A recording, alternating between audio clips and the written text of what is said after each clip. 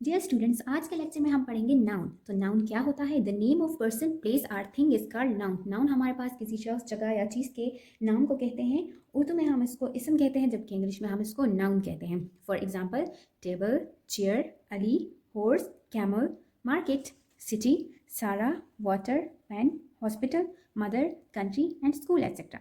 फिर हम देखेंगे कि हमारे पास नाउन के कितने काइंड्स होते हैं और कौन कौन से काइंड है। तो फर्स्ट वन है हमारे पास common noun. Common noun is the general name given to every person, place, or thing. Common noun में हमारे पास वो नाम आता है जो हम किसी भी चीज़ को, किसी भी आम शख्स को देते हैं, या किसी भी आम जगह का जो नाम होगा वो कॉमन नाउन होगा। फिर है proper noun. Proper noun is the special name of particular person, place, or thing. Proper noun में हमारे पास स्पेशल नेम होता है किसी भी खास जगह का, किसी खास शख्स का या किसी खास चीज़ का। एग्जाम्पल के ज़रिए से हम इसको समझेंगे। फॉर एग्जाम्पल, कॉमन नाउन की एग्जाम्पल में हमारे पास क्या आता है?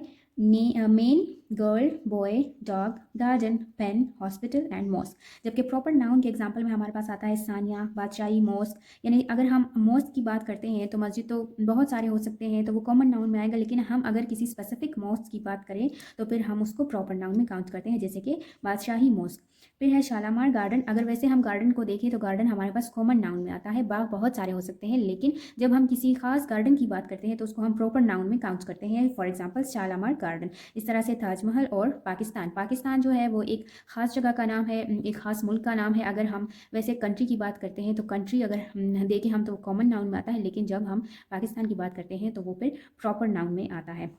उसके बाद है हमारे पास collective noun. Collective noun is the name of number of persons or things considered as one. इसमें हमारे पास ऐसे नाम आ जाते हैं जो हम नंबर ऑफ पर्सन, बहुत सारे लोगों के लिए यूज़ करते हैं या चीज़ों के लिए, लेकिन उसको हम एक ही नाम देते हैं। For example, crowd, class, committee, army, staff. अब अगर आप देखें तो क्राउड, हुजूम जो होता है उसमें बहुत सारे लोग होते हैं, कोई एक शख्स नहीं होता, लेकिन कलेक्टिवली हम उसके लिए एक नाम जो है वो रखते हैं, और वो क्या है? वो है क्राउड। इस तरह क्लास में हमारे पास बहुत सारे स्टूडेंट्स होते हैं, कोई एक शख्स नहीं होता, तो नंबर ऑफ पर्सन को हमने क्या नाम दिया? क्लास का नाम दिया, ठीक है। और इसी तरह आर्मी और स्टाफ और कमेटी, ये सब भी है।